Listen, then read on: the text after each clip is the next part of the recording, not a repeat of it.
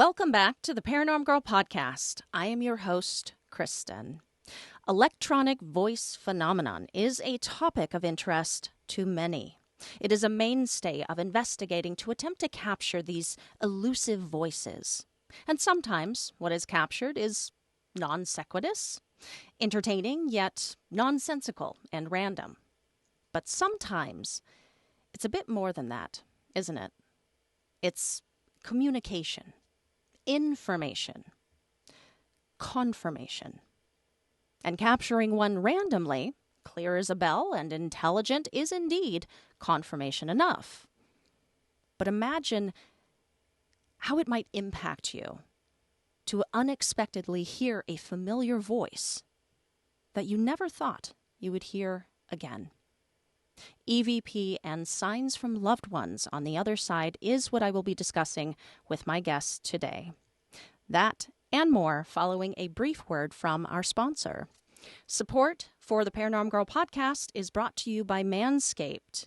The leaders in below-the-waist grooming are traveling north of your South Pole. The new Weed Whacker 2.0 and their new beard line confirms they have all the best tools for your hygiene toolbox. Time for you to upgrade your game by going to manscaped.com and using code PNG for 20% off and free shipping. Fellas, it has never been easier to make your face look incredible. Good hygiene has never been so painless. I bet the Victorian ghost in the top hat that watches your every move in the bathroom, you know who I'm talking about, that ghost, might be a little less mischievous if he could marvel at the hygiene technologies of today. Do you know what shaving tools looked like back in his time? Me neither. But I bet they required a horse to operate. You know how he kept his nose hairs in line? Me neither. But I bet he just didn't. Why? No new Weed Whacker 2.0. No Beard Hedger Pro Kit. No beard shampoo. Lord Smithers Willington no longer has to be the presence lurking behind your closed shower curtain. Real talk, though, we all do that, right? We all be checking? Doesn't even matter, because he does not have to chill there anymore. No. Rather, instead, he could be standing right beside you in the mirror, enthralled with the Beard Hedger Pro Kit's titanium-coated T-blade, or the Weed Whacker's skin-safe technology. Think about it. Happy ghost, happy life. That's all I got to say about that.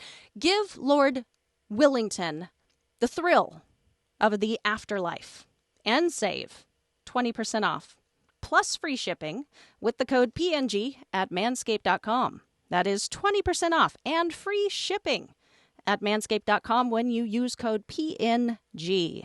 Trust Manscaped for the only right tools for the job. Recently, I had the pleasure of sitting down with the lead investigator and founder of Elk Valley Paranormal out of Tennessee. Being sensitive and empathic has given her the ability to know that those on the other side are still around. But her desire to see and speak with them has sent this avid investigator in search of the evidence. She is an author of 4 books on the paranormal, and having captured over 100 EVPs, seems to be a magnet for some outstanding ones. And hang around near the end of today's show, we will play some of those for you. We also get into signs from the departed, divine intervention, and close calls, almost sending her into the afterlife, if not for the helping hand of someone unseen. Please enjoy my conversation with Cyn Shrader Hill. Cyn Shrader Hill. I am from Fayetteville, Tennessee. It is a little town 30 miles north of Huntsville, Alabama. I only live 15 minutes from there now, so never really got out. Got out and came back. Swore I never would, but I did. And so I'm just a Tennessee girl that likes to look for ghosts and talk to them. Well, it makes it sound very simple. I know that because you have told me that you are sensitive and you have some empathic abilities. And this has been a real focus of yours, so much so that you founded the investigative group Elk Valley Paranormal. Um, why don't you tell us about that a little bit? How did that come about? Who's all involved? What kind of locations do you go? So to start with, I started late. I've had experiences all my life. I just didn't know what they were. And I've had, starting at ten years old, I started having panic attacks and severe ones. I mean, we're talking emergency room panic attacks that you think you're dying. And it wasn't until just a few years ago I founded EVP in 2013. So, it's not been around that long. I've only been investigating since a few months prior to that, as far as formally with the group that was training me. Um, but I didn't understand why I was having the panic attacks until I joined this team. It was the founder, it was Ghost Hunters of Southern Tennessee, is the one I joined first, and they trained me. It was Wayne Baker and James Jones out of McMinnville, Tennessee, which is east of Nashville. Um, I was walking around the first residential that we did, and Wayne said, "Tell me what's on your mind, what you see, what you feel."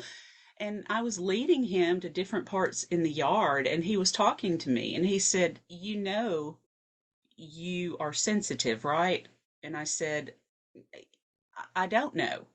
I don't know. And he said, "You're also empathic, I think." And at that point, I really didn't know what it was. I just didn't.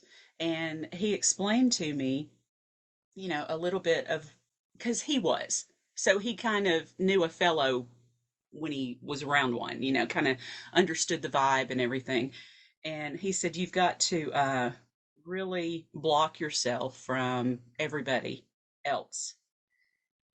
And within a few weeks, it hit me, block yourself from everybody else. That's why I was having panic attacks. I was taking on everybody's energy, not knowing it. Yeah. And I was already a kid that was just super nervous and super excitable. And then have everyone else's on top of that, couldn't handle it. And Mm-mm. so that's where the severe panic attacks were coming from.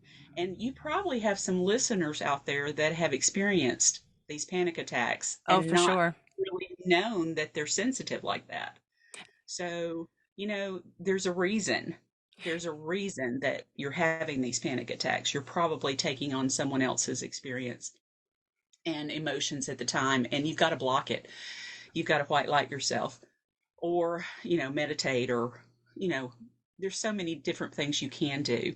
Um, as far as when EVP was joined, I knew from the beginning when I joined their team that I wanted my own. Mm-hmm. And I needed to be trained first. So I did what everyone should do and go learn as much as you can Mm-hmm. from different people. Um, I met up with other groups to learn what they were doing and put my own like suitcase of ideas together, so for my group. And I actually brought one of the ones I trained on that first team with me. He's my co-founder, Sean Rader.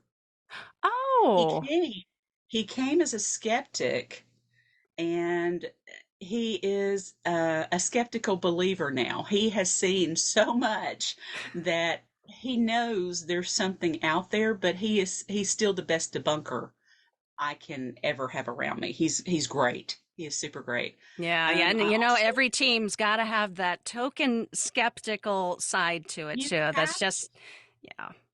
you have to, and even even if you don't have just one, everybody needs to be a little skeptical about everything you find because you need to debunk it. You got to, any kind of evidence you get, you try to look, is there a way this could have happened that is not paranormal? Did something fall in the other room? Did a cat knock it over? Whatever. So everything needs to be debunked before you can say, well, I don't know, it might be paranormal because we still don't know. Yep. You know, Yep. even when we think we know, we don't know. This is so wide open. This whole field is so wide open and it's still growing. And we know like this much of this big thing of what's called paranormal. Yeah. And Yeah. will we ever know? I don't think so. It's there's too much out there. It's just Um, it's just us for us to explore at the moment. But that's the direction that we're heading, hopefully, with all of these people so passionate about this subject and doing the investigations, also doing the research and the behind the scenes and all of that. Hopefully, that is the direction that we're heading to ultimately one day have some answers. And especially when we apply more and more scientific theories and discoveries come out that, despite what the ultimate skeptics like to say, that, we're using it for our own benefit, they are paranormal supportive. A lot of these things are. And it just makes you think, like, oh, that is how this could be possible, how this could be happening. And to your point that not everything is paranormal. Like you need that debunker, you need that level of skepticism. It's healthy skepticism. Doesn't that make it all the more special when you do Absolutely. find something that cannot be explained? It may be a dwindling number, a very small amount of things at the end of the day, but God, they are so special. Absolutely. And things that you still can't quite wrap your head around. Like, oh, did that really happen? Yeah. Well, we had it on film. Don't really know who it was, or, it's just so exciting. It's very exciting. Yeah. Ah, so cool. Well, so the books, you are an author of four paranormal books. Which came first, EVP or the writing? EVP did. Okay, EVP okay. did. And then that Definitely. kind of spawned off the, okay, you know what? I need to get this down into print and to share it with people. I knew I'd always wanted to write a book. I just didn't know what it was going to be about until I started investigating. And I met up with my good friend who is a psychic. He's the one I call on for with any questions I've got. And he is from Chattanooga, but has moved to Milton, Florida, right outside of Pensacola. So I hate that he's moved so far away, but yet we go down there every year, once a year, just go to the beach and see Mark. He is the one that does the illustrations and the covers on my books. Okay. So very talented artist, very talented medium. He died I know twice on the table, maybe a third time. They had to restart his heart. Wow. So and up until that point, he was sensitive and could see a little bit and knew, some things that were going to happen.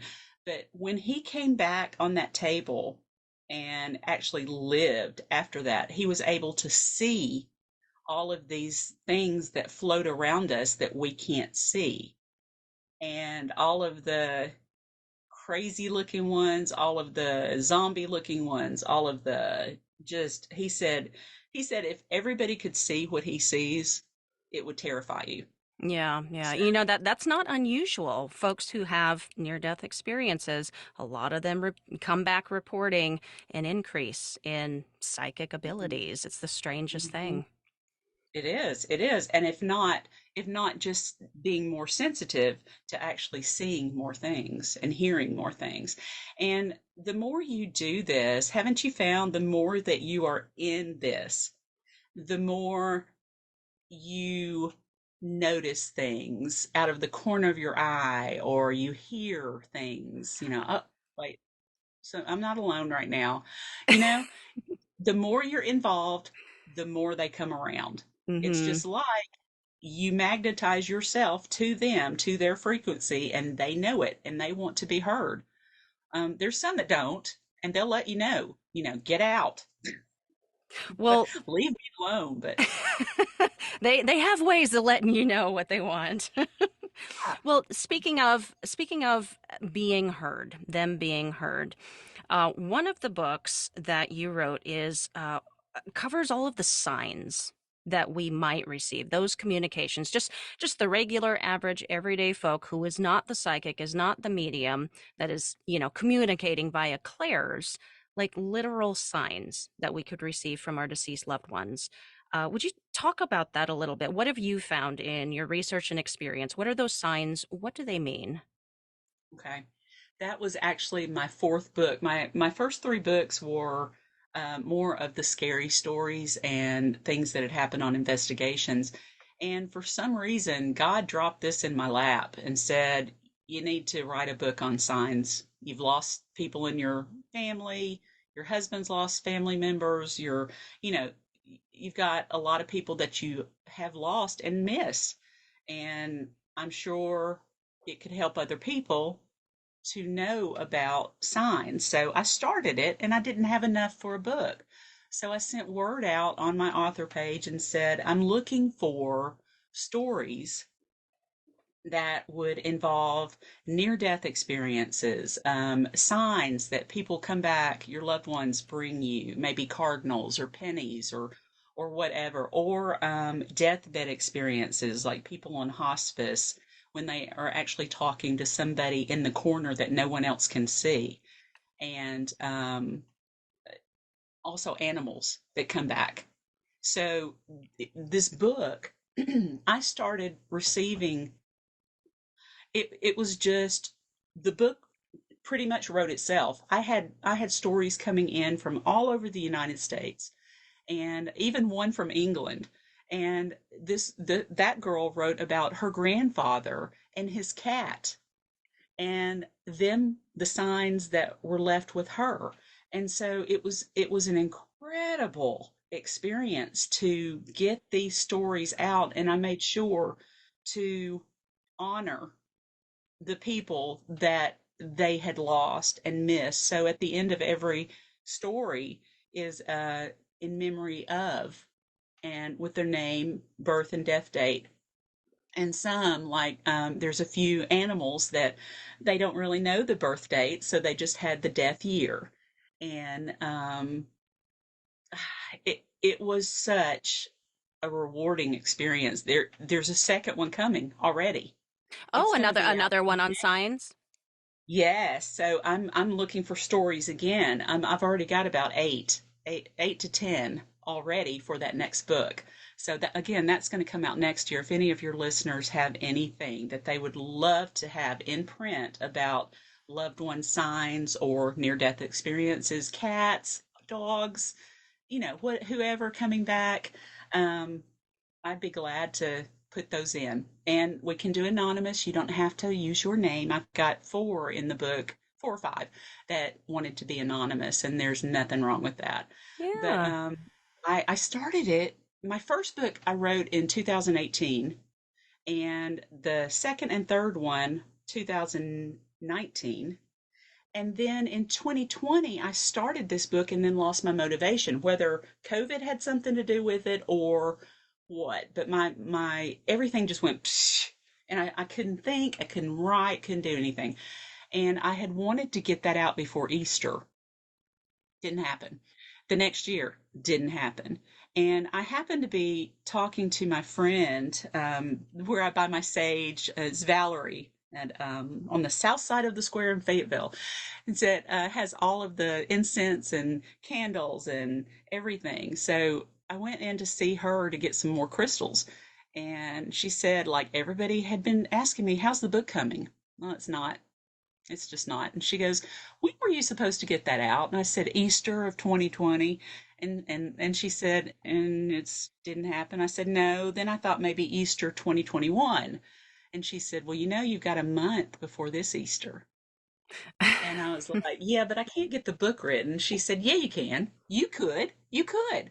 So I said, "Let's see how many I can do." So the next week and a half, 17 stories. Boom, boom, boom, boom, boom. And Wow. she gave me the kick in the butt I needed. Mm-hmm. And the next month, we lost Wyatt, my nephew, my mini me. Oh. And he was 19 and a half, going on forever. He did everything with me. I was training him to be my videographer for EVP. He did murder mysteries with me. He went dancing with me. Aunt City, are you hungry? Let's go to Olive Garden. Okay, I'm there. I'm there.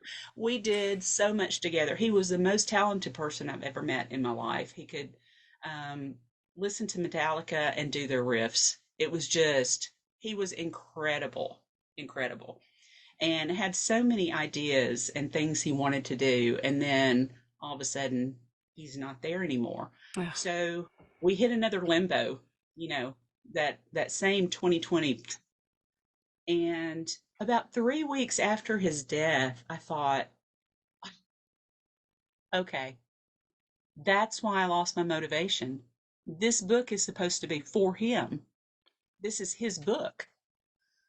So his story is the first one in there after the introduction. And it's been incredible how many signs he has actually shown up for his mother. He's turned his lights on, he's opened his door so many times. Mm-hmm. He has dropped feathers for her with a W on them for Wyatt. Um, he has flipped my mom's Kindle several times through a chapter and then rolled it right back, you know, and sent her pictures that we can't find. He has actually sent her like 10 pictures that we do not have Mm-hmm. anywhere. Well, I've looked in all my camera, all my media cards, all the phones. They're not there. They're not on his tablet. They're not on his old phones. I don't know. Yeah. That's just a mystery that's never been solved. But just know that people can come back and visit us, whether it's when you're looking outside and you see a cardinal, or if you look on the ground, you're having a bad day, look on the ground, there's a penny or a dime or whatever. My dad actually left a penny for me right after I saw Wyatt in the morgue, and he left a penny for my mother the next day. So that's why I knew it was my dad. He collected coins. And Mm-hmm. so it was his way of saying, he's with me. I got Yeah, him. yeah. So those I got the signs that you're going to get from loved ones, it's the ones that I have received, there's been no confusion about him. it. None. It's all very, very specific to, you know, either the person who is deceased or the person who's receiving the sign, or there's a feeling too. There's just a gravity to it. At least that has been my own experience. I don't know if that is the case I in think general, but so. And I think so too. If some of your listeners out there are going, well, you know, I got a sign, but I don't know really who it was from. It's usually the first person that pops in your head. You don't have to think about it. It's usually the first person that pops into your head. hmm Your mind, your body knows before you do. yeah, yeah, So everybody's more sympathetic and empathetic and sensitive than they think. they really are. They really are. I think it's an innate ability, and I don't like to think of it as like a gift, but more so like a skill. You know, it can be cultivated in anyone, I think. As far as I know. I don't try to cultivate it in myself more than I need to. But Right, well, right. I am just so sorry for the passing of Wyatt. How long ago did he pass away? We lost him on April the 6th, Oh, 2022, and he was no. only 19 and a half. So, like I said, Um, that was just way too soon for any of it. He was a miracle baby. mhm. He was never supposed to be born. My sister was told when she was 16 that she would never have a child. She would never carry a child to term. 5 miscarriages later, Wyatt stuck.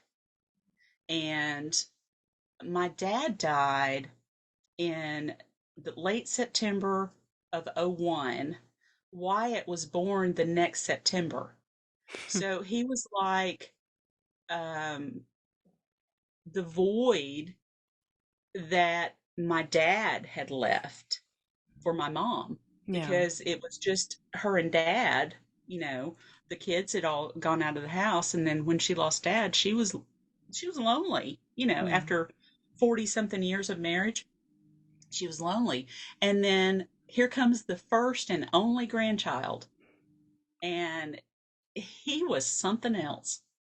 We just all fell in love with him. And I never had kids, but I claimed him as mine and always thanked my sister for having him for me.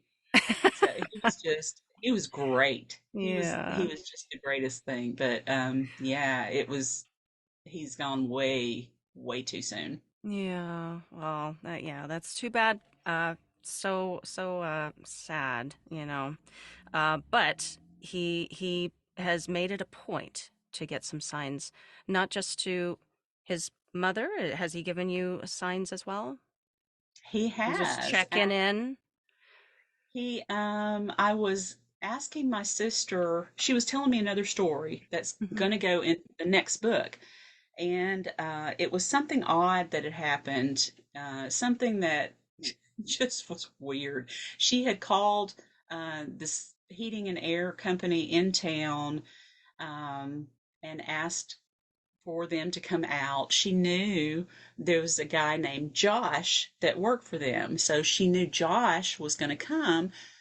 But when she called Josh, he acted like he didn't know who she was. And, long story short, when he arrives, it's not the same Josh. This Josh works in Alabama with a completely different company, still air and heat, but still completely different company, same name.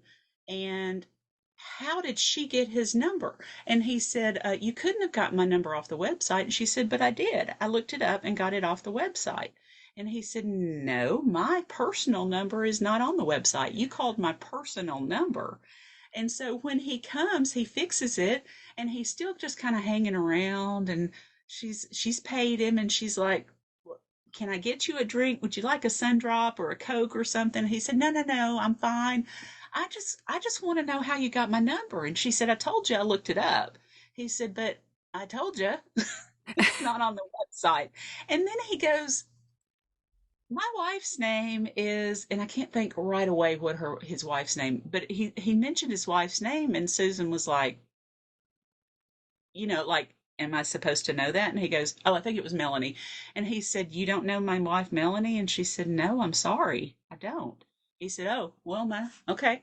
I guess she didn't give you the number then. And Susan said, I looked it up. And he goes, no, you couldn't have. I mean, this went back and forth for several minutes. And then he said, my wife works at the auto zone in town. And she goes, oh, wait a minute. I bet that was Wyatt's lady that he always liked to talk to at at the and then he goes, "Oh, wait a minute." He goes, "Your son was Wyatt Johnson, and he drove an El Camino." And Susan said, "Yeah, we lost him about a year ago." And he goes, Um, "Okay." He said, "We've got some divine intervention here."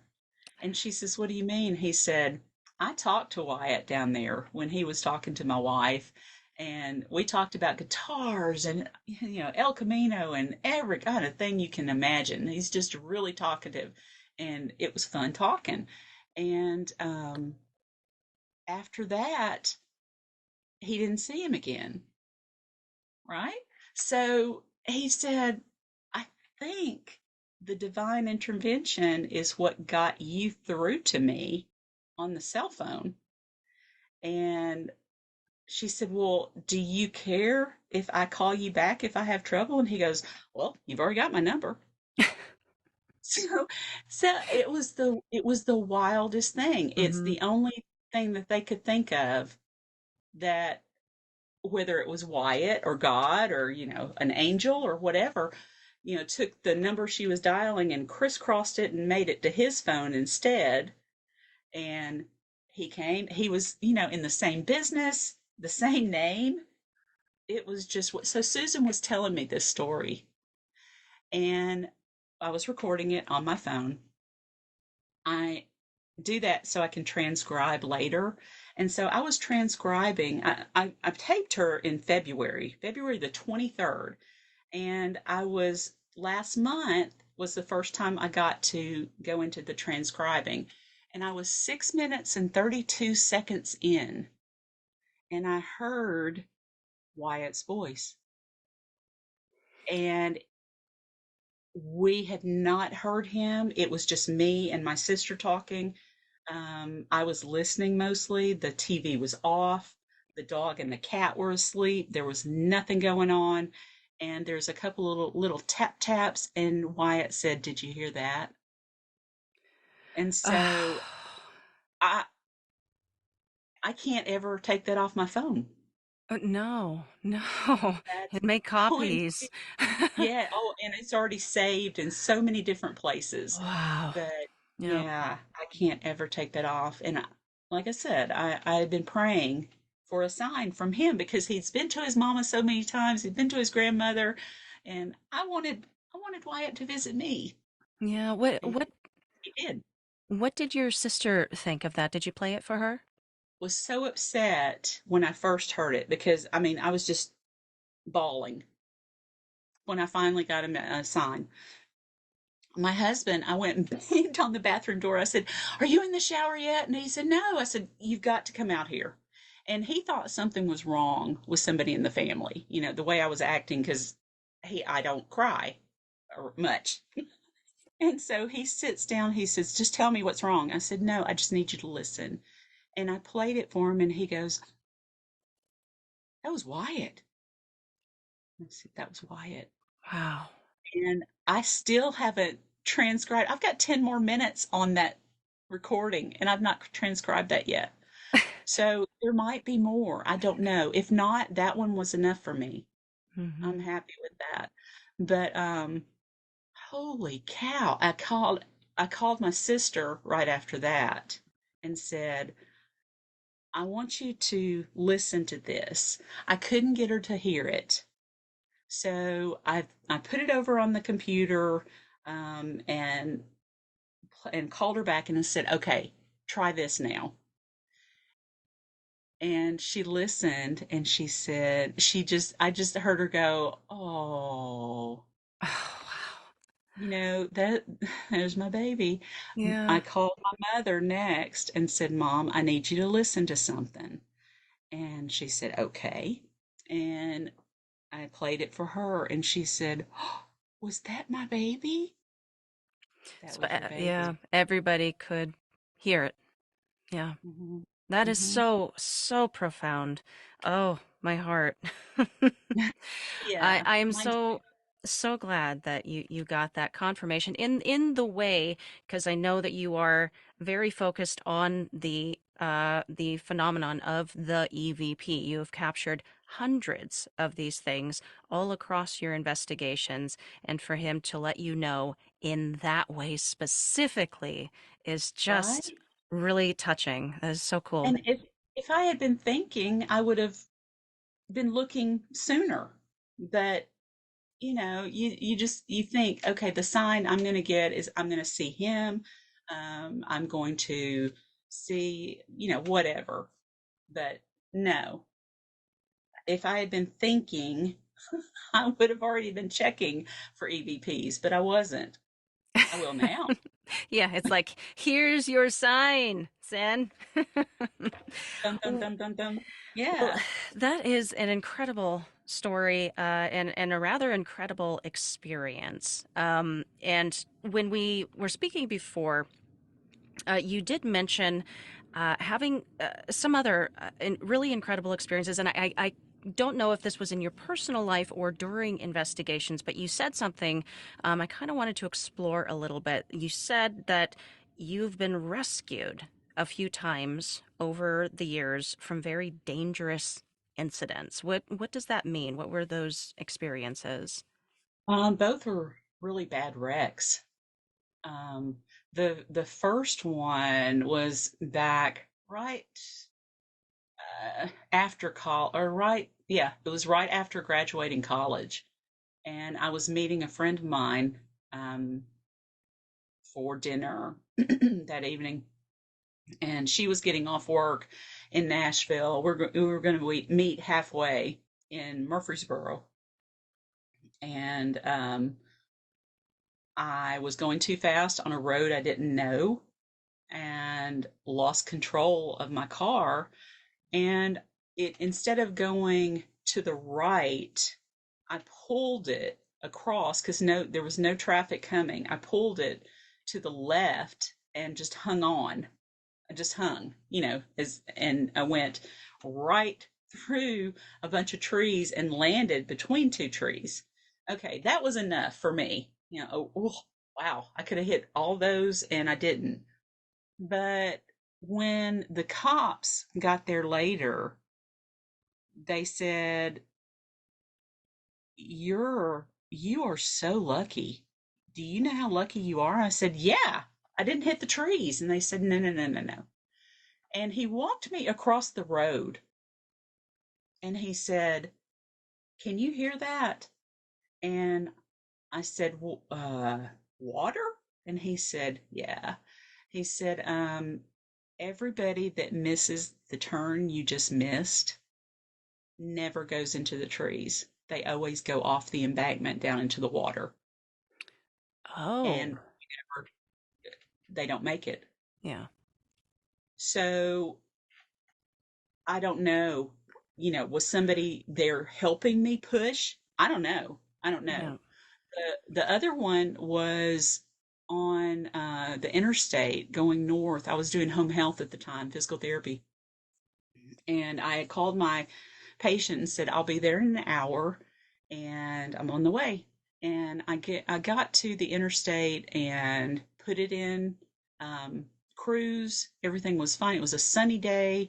It was a lot of traffic out. It was about 10 o'clock in the morning, but not a cloud in the sky. And I got up close to an 18 wheeler, and there was, like I said, traffic everywhere, north and south.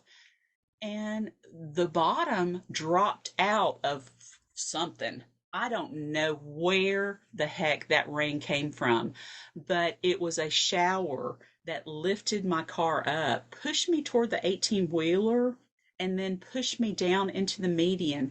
I saw the eyes on the southbound vehicle, in all the drivers of the southbound vehicles. I saw them. Oh. I mean, we were all helpless. And all I could do this whole time was say, help me, Lord. Hmm. And I bet I said it 500 times, help me, Lord, help, just over and over and over and over, which was the saying my grandmother always said, help me, Lord. And I said it umpteen times, did 2.5 complete circles Hmm. through the median, ended up rolling backwards and stopped 15 feet from a drop off that was, one of the overpasses, one of those, Hmm. drop offs. And from there, all I could say was, thank you, Lord. I was fine. I felt like there was somebody in the car with me that time. Oh, really? I, I don't know. Um, I had always wondered if it was my dad. Hmm. But I had someone later say, no, your angel, there was an angel that was actually in the car with you when you started calling for help. Yeah. They were there. So, Certainly somebody looking out for you, keeping. yeah, because I could have been hit by any of them. Hmm. And there was not a scratch on my car. There was not a scratch on me. I was shaken up. I went home. I called my client and said, I just had a wreck. I'm going home. I'm gonna go and hug my mama. And I did. I went home and went straight to her, and she goes, "What are you doing home?" I said, "I just hug me. Just hug Those kinds of experiences, they certainly put things in perspective. Well, did you ever just kind of sit and have a think about, the possibility that there had also been somebody there looking out for you on that first one and who that could There- have been? Yeah, I don't know. Mhm. It wouldn't have been Dad. It could. I think I have angels around me. I Yeah. do. Um, I I don't know who else it would have been because Wow. I'm sure I cannot remember back because that's been 40 years ago now. Okay. But Okay. that was a long time ago. But I'm thinking I still probably said, "Help me, Lord," because I grew up hearing my grandmother say that, and she was still alive at that point. So I'm sure "Help me, Lord" was in my vocabulary too. And I'm sure I said that a few times. I might have been saying something a little bit more crass than that had I been in the same situation. Oh goodness. Oh man. All right. Well, I we're getting near our the end of our time together, and I wanted to be sure to really highlight the aspect of your investigating that you really like and you focus on, and because you have captured so many of these, and you've captured so many really good ones. Like I was telling you before we started recording, I just do not have an ear for EVP. Some people do, they catch it right away. I I've listened to EVPs that were very, very clear to others and over, and I still could not catch it. My ears must be working differently or something. But that being said, there are a few on your website. Listeners, you'll have to check out their website. It's elkvalleyparanormal.com under the evidence tab.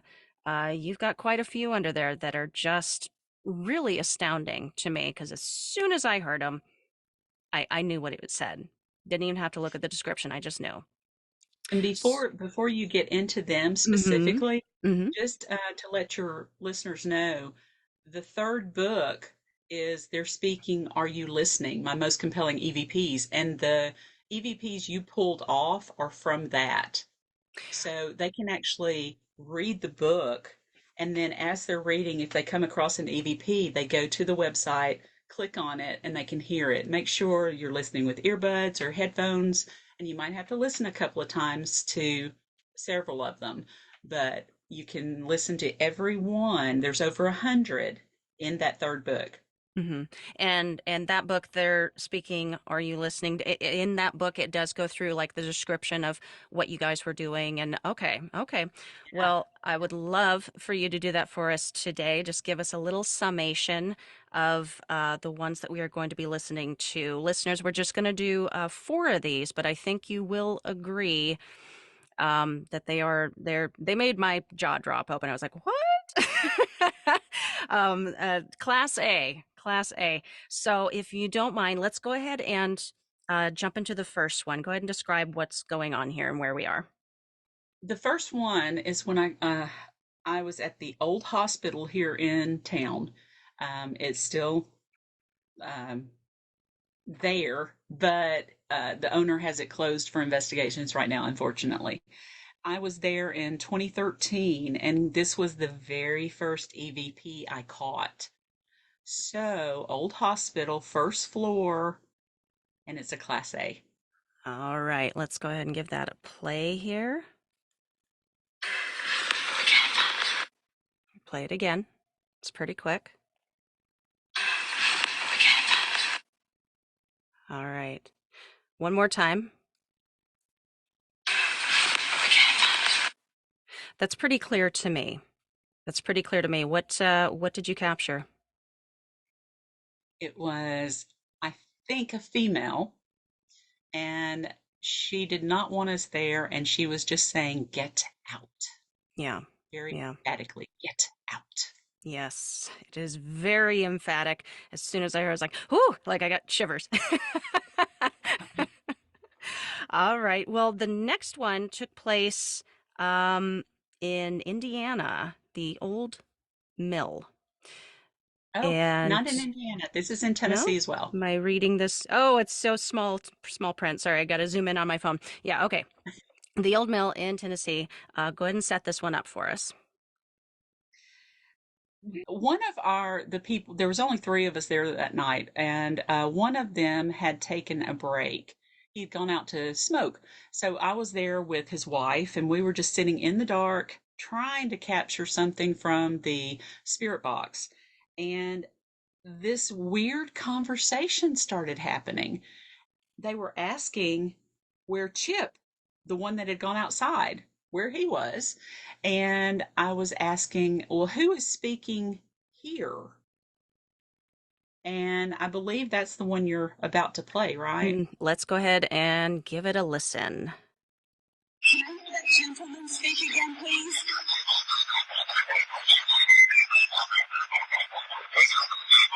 Yes, you. What's your name? Okay. That one's it's a little trickier on the ears, but once you hear it, you'll understand perfectly. All right, let's try it one more time. Can I hear that gentleman speak again, please?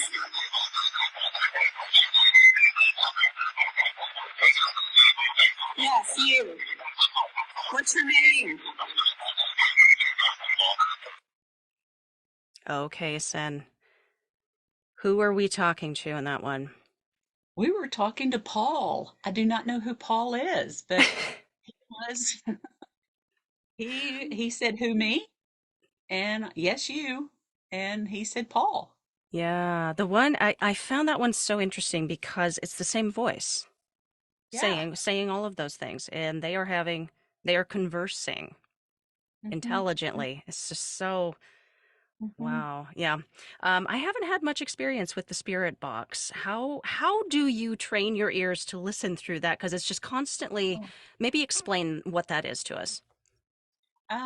It's just trial and error. You Hmm. you just get used to it or you don't. Sean, my co-founder, will not get used to it. He hates it and will go out of the room if turn it on. Because even with a what they call a Faraday pouch to drown out some of the staticky part and the white noise part, you can get a clear voice sometimes, but he just hates it. Hmm. And I was told my friend Mark, the medium, he also does the covers and the illustrations for my books. Mark said, "Oh, a lot of them hate the spirit box because it's just too loud, and it's just too much, and they don't like it either."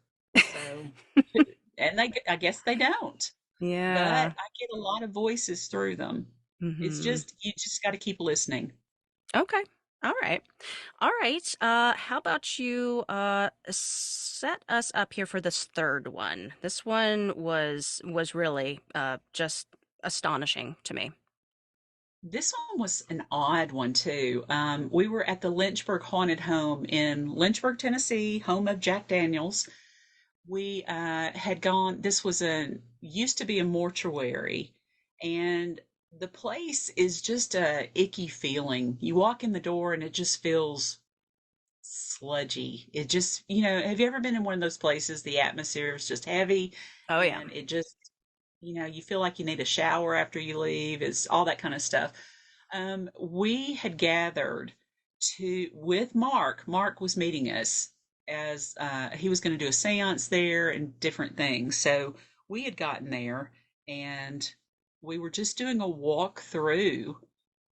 I didn't hear this when it happened, but it was the Class A when I was listening back on the evidence. I have no idea who this gentleman is. I think probably he was either, he was probably a client is from his family, is the only thing Hmm. I can think of. And who he's calling for, I think must be his wife. Okay. I don't know. I don't know. Okay. All right. Let's give it a listen.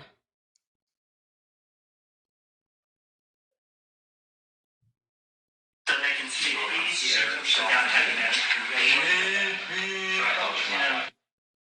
All right. One more time. so they can sleep easier There's very obviously a male voice, that just that the timbre of the voice. I've never heard one, I don't think, so very clear.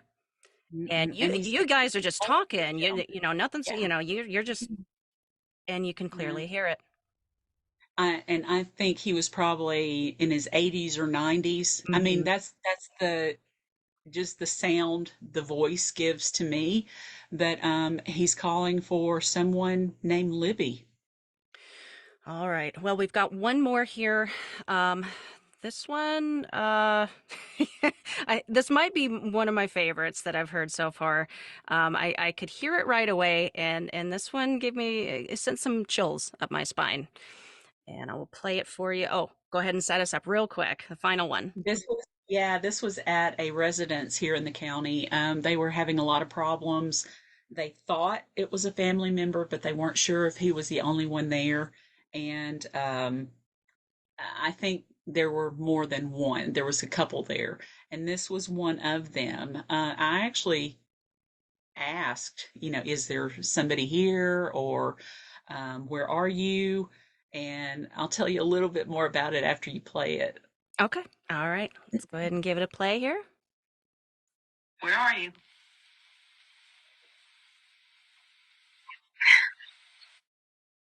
One more time. Where are you?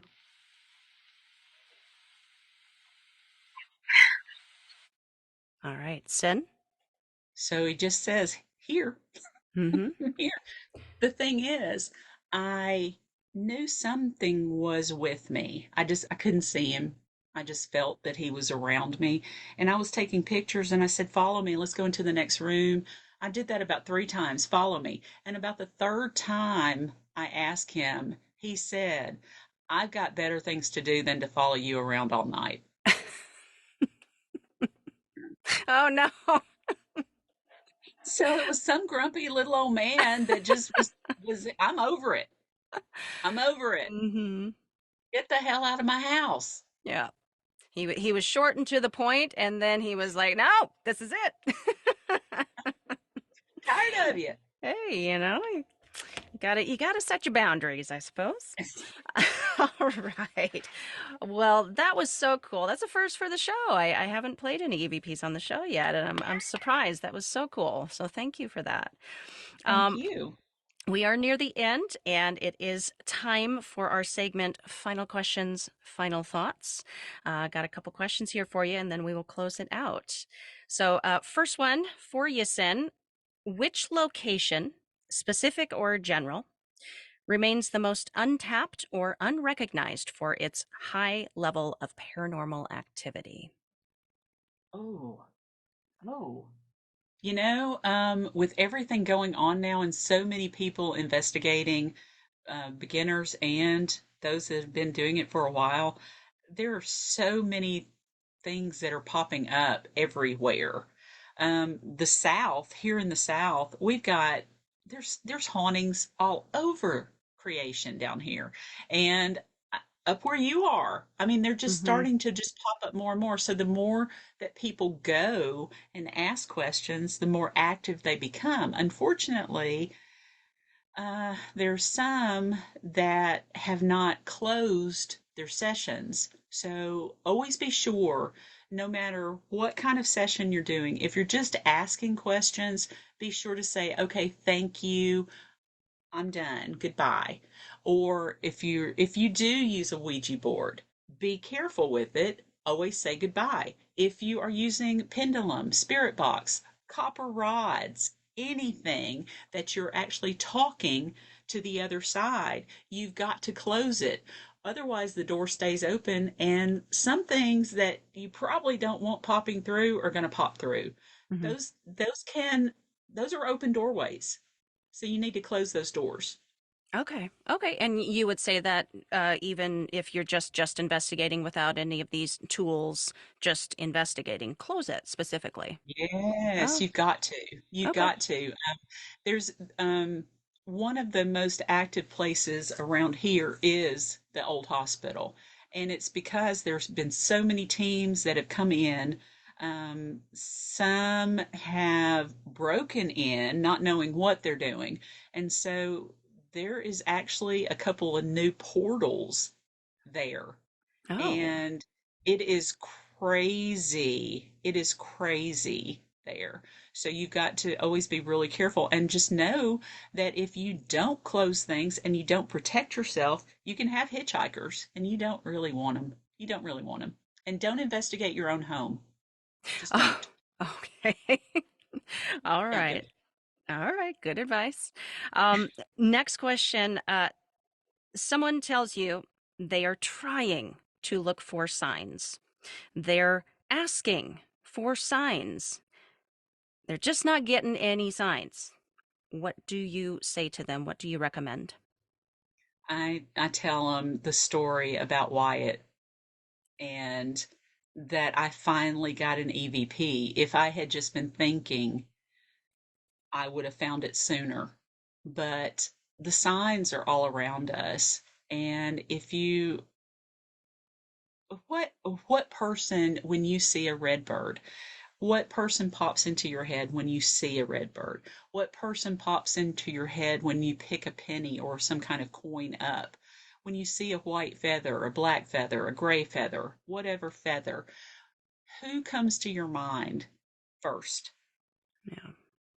That would be what leads me in the direction of who I think it is.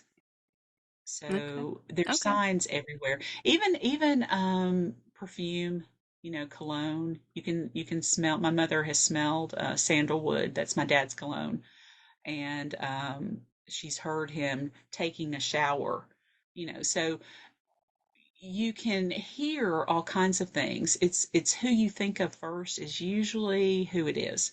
Okay. So just Okay. kind of go with your instinct. You're more instinctual than you think you are, and you're Yeah. more sensitive than you think you are. Yeah. Yeah. All right. Final question. You got a free first class ticket, all expenses paid, investigation anywhere in the world. Where are you going? Holy moly! I am going to Europe, and I am Nice. going backpacking all over Europe to all the old castles. And can I hit? Oh yeah, I'm going to hit Romania in there too. Oh, you I'm going gotta. to They got that Dracula's real castle. cheap like cross country Yeah. train ticket. You just get the one ticket and you're good to travel all over. You gotta. I'm going to every castle there is, and I'm going down into the dungeons. I'm going into the dungeons because there's some weird stuff that was down there. Yeah. Oh man, I'm can I gonna, come? so I'm I'll gonna be come. involved. Yeah. Yes. All right, Cyn. Well, this has just been so fun. I had a great time talking with you today. Where can folks find and follow you? Where would you like to send them to buy your books? I'm self-published. I'm on Amazon and Cyn Shrader Hill. You can find all four of them on there. Um, you can reach out to me on Facebook, Cyn Shrader Hill author or personal. You can email me at cynshraiderhillauthor@gmail.com if you want to send me a story, especially. The next book I'm going to write is going to be some of the darker investigations we've done. So it's going to be kind of the creepier things. The There's going to be a second sign book coming out in 2024. So if you've got any signs that you want to talk about, or um, someone in your family has a good story, you don't have to use your name. You can be anonymous. I I I will, uphold that. Not a problem. So I'm looking for stories. Send them to me. Wonderful, wonderful. And to close us out today, would you like to leave us with any final thoughts, pieces of advice, or words of wisdom? Just be safe out there. Protect yourself, whether it be prayer, meditation, white light, crystals, whatever. Always go in protected, always close, and have fun. Learn as much as you can. Just learn from everybody as much as you can. Author, investigator, founder of Elk Valley Paranormal, Cyn Shrader Hill. Thank you so much for joining me. Thank you. Thank you, Cyn, for coming on the show and sharing your stories and experiences with us.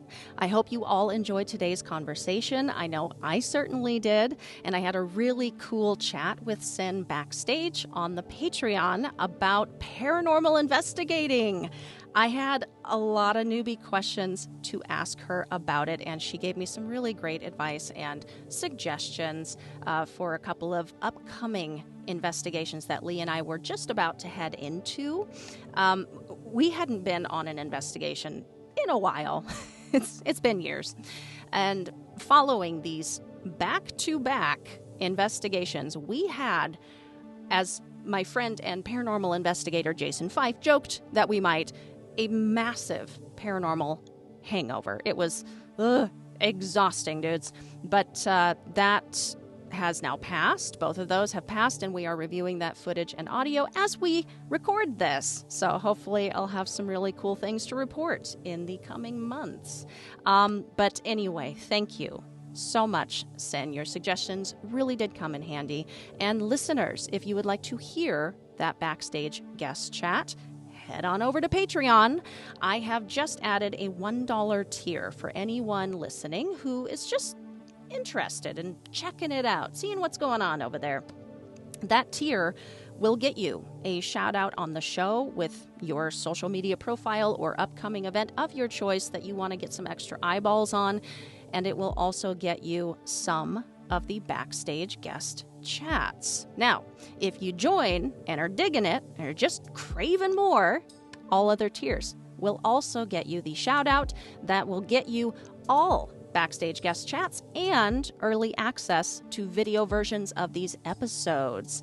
There is also an option for PGP swag at the $5 and $10 levels. Speaking of swag, holla at Black Metal Brunch. Crop tops, sweatshirts, coffee mugs, beanies. They got a cool selection and cool designs. Go take a look, brave souls. blackmetalbrunch.com. Use code PGP for 10% off. That will be a wrap for today. I will see you all next week. Stay safe, keep the nightlight on, and sleep with one eye open.